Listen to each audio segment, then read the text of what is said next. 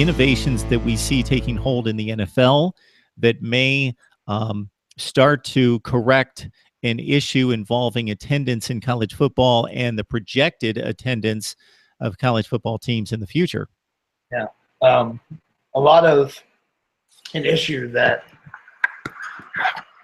college athletic departments have started to face is that there's a gap in their audience between, of course, they've got the student section who's going to show up because that's part of the college experience.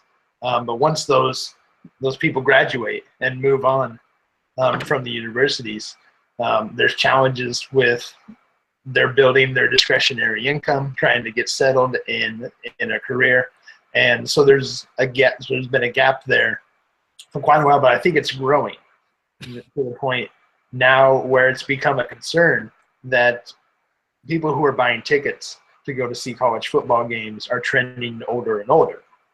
And so obviously that's something, like any business, that athletic departments at these schools are looking to address and figure out what they can do to stop that trend. Well, one of the things that has become sort of a private program with a couple of NFL teams, the New York Jets and the Kansas City Chiefs, are a mobile game pass for the season. It's a stripped down version of a season ticket. The people who buy these passes for the season get a ticket on their mobile device via an app to every single home game during the year. There's a little bit of differences between the Jets and the Chiefs products as far as the Jets, they tell you where you're going to sit just a few hours prior to the game based on what's available. For the Chiefs, you get to pick from a limited number of seats on a first-come, first-served basis. So there's a couple benefits for younger audiences in this, is that it's a fixed price. You know what you're going to pay for every game for the whole season, versus going on the secondary ticket market. You're going to be subject to the whims of how well the tickets for that particular contest are going. And the reason it makes sense for these NFL teams is that it's just additional revenue. It's another way to get butts in the seats and people in there buying concessions and merchandise into the stadium. And so I can't see how there aren't going to be college football programs in the very near future, perhaps even later this season, which are going to roll out some version of this.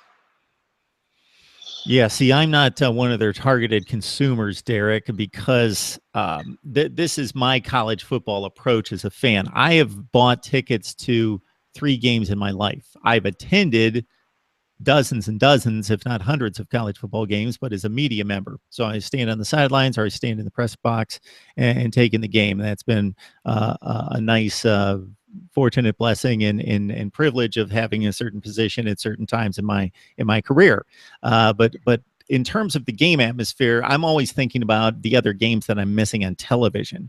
So I love to sit back and watch all the games on television and see the primary game, and then the games that I can cut in during the commercials and games I can have on my laptop. So they are definitely not marketing me. But yeah, there is a real issue with college fandom being an older audience. So where I work, we get regular research in regards to the audiences that speaks to exactly what you're saying, that I wouldn't generally think that way, but it makes sense that people graduate from college and they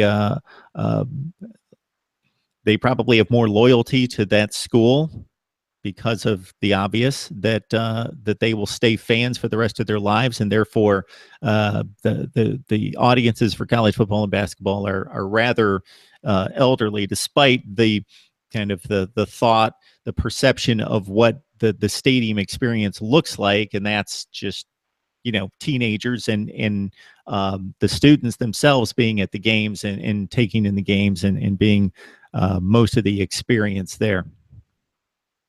I think to your point of getting people in the stadium who would maybe perhaps be more comfortable watching the game at home, just because of all the niceties of being in your home as compared to in a stadium full of thousands of people. Obviously, food's a lot cheaper at home, and versus other things. And so that's a constant battle that all sport and entertainment entities fight. As far as how do you create perceived value in your potential fan base in physically being at the game and making it an entertaining experience and providing that value regardless, especially regardless of the product, how good the product on the field may be, because as we've seen in college football, it's very difficult to be a national championship caliber team year in and year out. There are a few programs that manage to do that successfully, and everybody else is kind of trying to mimic that. And it's a lot better sales strategy to look at how you can build up the experience in ways that don't necessarily revolve around that on-field product. All right, Derek Helling from Fansided informing us of an innovation that we may see very soon in college football that's being tested and tried at the next level that could make the fan experience more beneficial for the fan, but also eventually better for the institution in drawing fans and keeping fans and making the game day experience as convenient as possible. All right, Derek, we appreciate the time. Thank you very much.